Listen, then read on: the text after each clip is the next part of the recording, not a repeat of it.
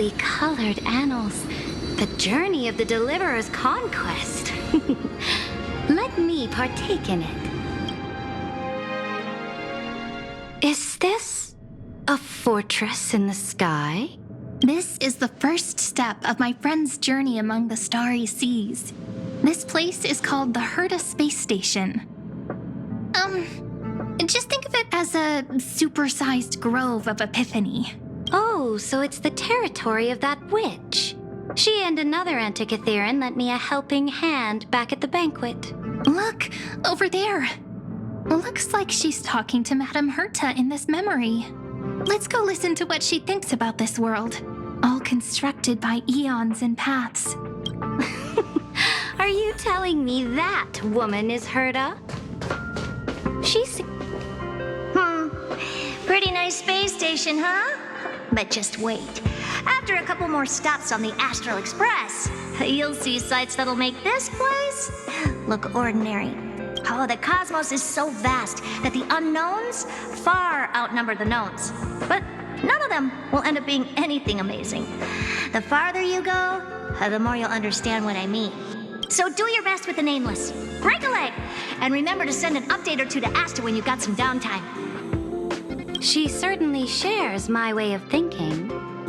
Only that instead of a conquest through blood and fire, they chose a gentler path. People call Madame Herta and Mr. Screwlum geniuses.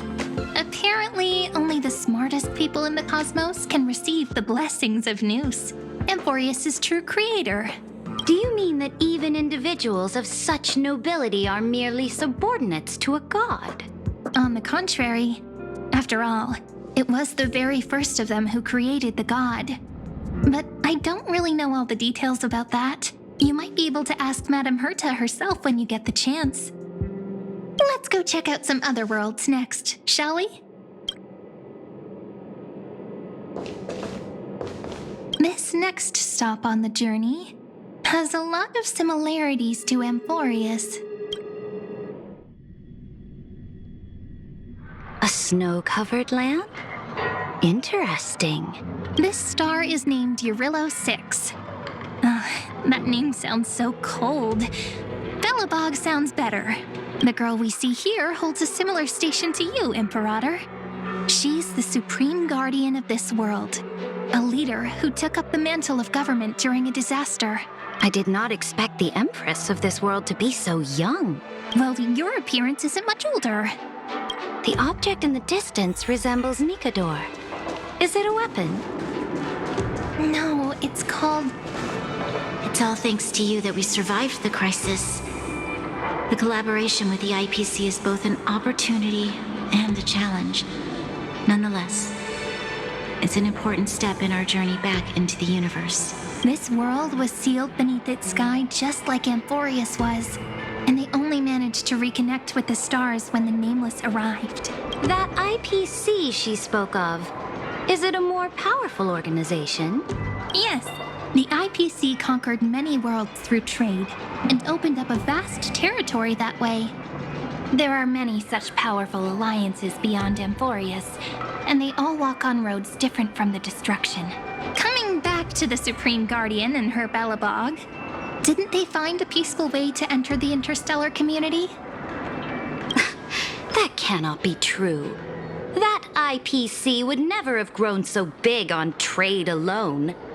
It may pretend to be a wealthy merchant with clean hands, but I am willing to bet that it grew fat on gory oppression and bloodshed. Its path of conquest must have had no mercy for the weak and would have destroyed them if needed. Are you telling me that this snowland never thought about tossing its dignity to the wind and kneeling to the IPC? I will not believe it. I will never allow the Imperator's empire to be sullied by others. Amphorius must become a power so strong that no interstellar foreigner would dare to look down upon us. Imperator, Belobog isn't as weak as you imagine. Listen. I indeed hesitated, but now I understand what we must do. Belobog must learn how to walk on her own until she no longer needs the support of others. and can stand on her 2 feet among the stars, even if I may not live to see it. I believe such a day will surely come. They still have their dignity intact. One day, that hope will melt through the ice and help them into a prosperous tomorrow. But the order of the cosmos is already set in stone. The old laws decree that only the strong survive, binding the weak in an unbroken chain until they wither and turn to dust. Unless they embrace the power of the destruction. Amphorius must shatter the old law and become the new order among the stars. Speaking of the order, another one of my friend's companions may be able to enlighten you further on that. Let's go to the next page.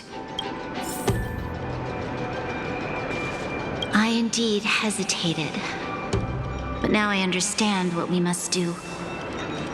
Belobog must learn how to walk on her own until she no longer needs the support of others.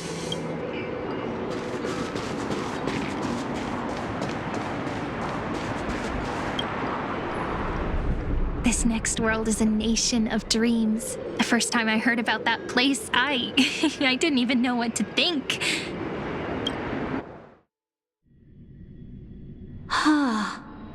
Such opulence does indeed evoke astonishment.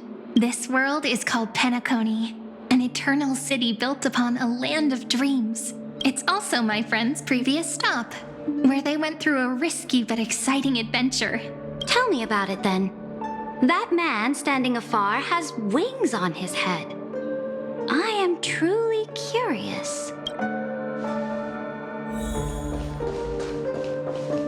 I wish to gaze upon the views of the Reverie Hotel one more time.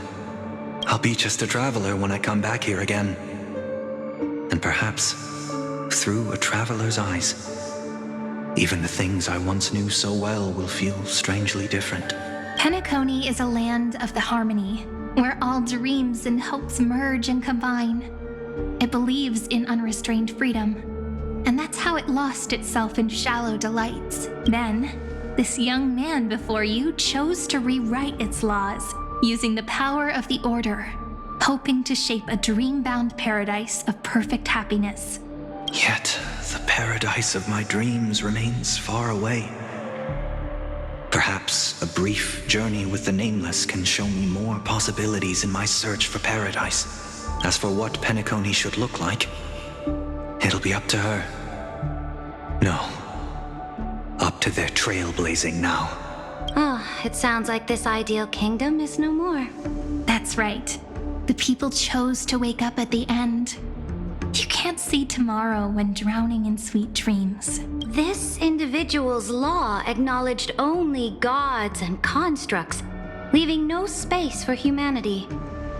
And yet, the fact that he could accept defeat and resume his journey shows a rare self-awareness and clarity of mind. You are also very self-aware, Imperator. Then you must know that the world promised by the destruction also has no place for humanity. I am indeed very aware of Lycurgus's honeyed words of deceit. I have seen enough. Take me back.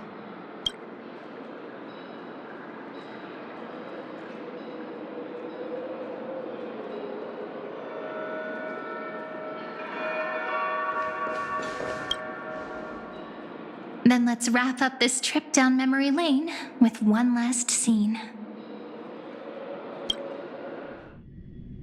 This absolute wonder. Isn't it pretty? That's our Amphorius. Our world flows and meanders in this endless band of light. Though we were born from the designs of the gods and are not yet truly alive, the Chrysos heirs of Amphorius still chose to stand against fate and carved a legend no different from that of humankind. Will you really renounce the heroes in this world's previous 30 million cycles, Imperator? Including even yourself. Will you bow to brutal destiny and allow that puppet master named the destruction to have their wish? know what you want to do, sidekick. You want to use that deliverer's memories to influence me and tilt the scales of law toward her and the two geniuses. You really saw right through me, Imperator. How can one rule an empire if one is incapable of understanding people's minds? I have decided on Law's final destination. However, before I move my next chess piece, before we go on, tell me this, sidekick. Throughout her trailblaze, was there ever a memory of the ocean?